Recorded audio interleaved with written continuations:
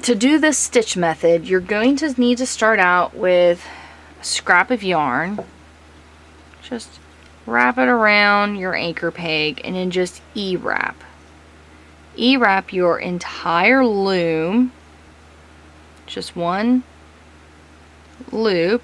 As you can see, I'm E-wrapping. Just one loop on each peg all the way around this toe first. So we'll start with the white peg and we'll be going to the marked peg, just back and forth. Now, if you've never done the knit stitch, a lot of patterns will call the E-wrap stitch the knit stitch, but it's actually more of, I think, twisted stitch is what it's called in needle knitting. I'll have to double check that. But it's not a real knit stitch. The real knit stitch is the exact opposite of a purl stitch. So for a purl stitch, you put your hook down from the top and pull the yarn up. That is a purl stitch. So the exact opposite of that would be your working yarn would be held on top of the loop instead of below it, and your hook will come up from the bottom instead through the top. You'll pull the loop down, then you put this loop on. So that is what we're doing. I will do a few with you just so you can see how they are done, and then I will finish out the row.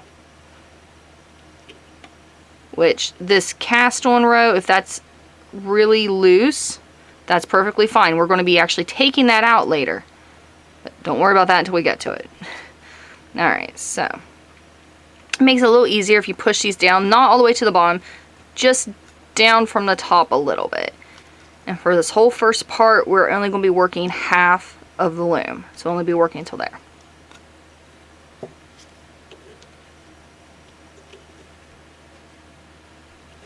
You can grab your hook. I'm making this look a lot more awkward than it really is. I'm used to holding the loom in my lap as I do this, so I need either a fancy tool to hold my looms for me while I work on them for my videos, or maybe just figure out a different way to hold them. Let's see. As you can see, this is going to take a lot longer. So you do that all the way to this peg. Okay, so we have went to this peg, doing our reverse purl or official knit stitch, whatever you want to call it. Now we're going to go back, but we're not going to double this one. You're actually going to skip it because that's the one the yarn is coming from. And you will purl, well, reverse purl, all the way back to the peg right before the first peg. Which, I am predominant left-handed, so I actually hold it a little different when I'm going back. So I'm not going to show a lot of me wrapping backwards, just because I kind of block what I'm doing with my hands quite a bit. But you do the stitch the same way. Hold the yarn on top, take your hook below, pull that yarn down, take the old hoop off, put the new loop on, and you're going to go all the way to peg number 2, so right before I did to peg 2. Now, to do a toe is a series of increases and decreases. Well, decreases then increases. Because this right here is actually where we just cast on. So we need to make it get smaller, then we need to make it get bigger again. So to do our decrease, oh, make sure I got that in the way.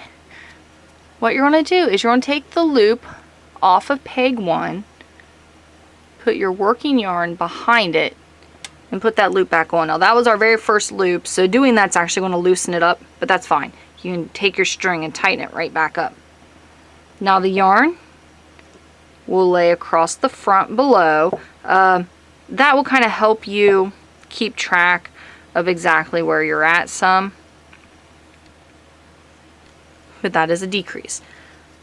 So what you'll do now is you'll just wrap in front of that one, and then go to peg 2 and start your reverse purl all again, going, you're going to do the same thing. You're going to go down to this peg right before the marked peg.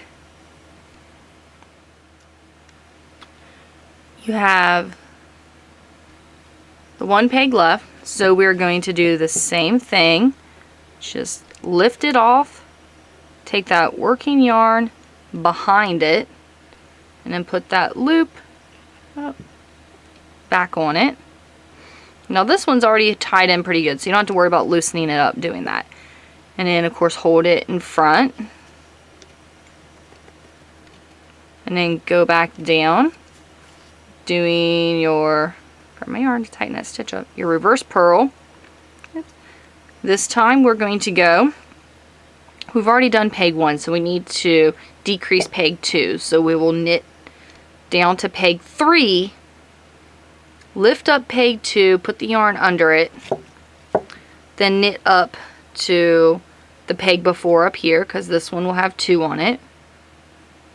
I'll work a couple more rows with you and then let you finish your decrease. Okay, so we've got peg 3 done, peg 2 we haven't, so we're actually going to lift peg 2 off, take the working yarn behind, and then put peg 2 right back on.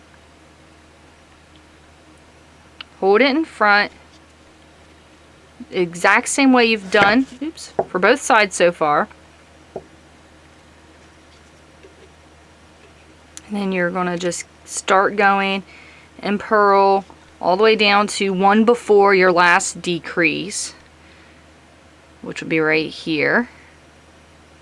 And then you'll decrease this one, which the decrease is just lifting up the peg, putting the yarn behind it, and then wrapping it in front when you do your next stitch, just like we've done already. You're going to do this until you have 8 decreases on each side. Now this is an adjustable thing. The 8 fits, I think, will fit most people. If you have a very narrow foot or pointy toes, you can decrease more. If you have extremely wide feet, you can decrease less. But 8 is going to be your average that you will do. So go ahead and do your decrease until you have decreased 8, which what that means is that you'll have, right now we've got decrease of 2. We've got 2 on each side that have that extra decrease loop on it. Well, we have 2 on one side. We don't have the second one on this one yet. But you'll do this until you have 8 on each side. So 1, 2, 3, 4, 5, 6, 7, 8. So it'll be to there. And if it would help you, you can mark these pegs to know how far you go in for your decrease.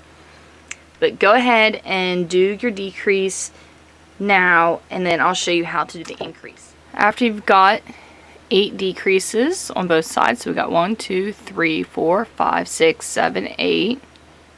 We got 8. On this side we got 1, 2, 3, 4, 5, 6, 7. And I've already lifted that one and went behind it, so that would be the 8th one. Now, to do the increase, this one you'll still go over, because that makes that 8th one. You will knit all the way down and knit that first double one. You're at that first double one. So what you'll do, you're going to treat both those loops just like one. And you're going to go down through both of them. Now you might, if the tension is too tight when you go to take it off, you can take one off at a time. So that's our first one. So now we'll have 8. 1, 2, 3, 4, 5, 6, 7. There's 8 on this side, and there'll be 7 on this side. And now you just knit down to this side and knit off that first one. Then you'll knit up to here, knit off the first one you come to, first one you come to, first one you come to, until you have all of them gone.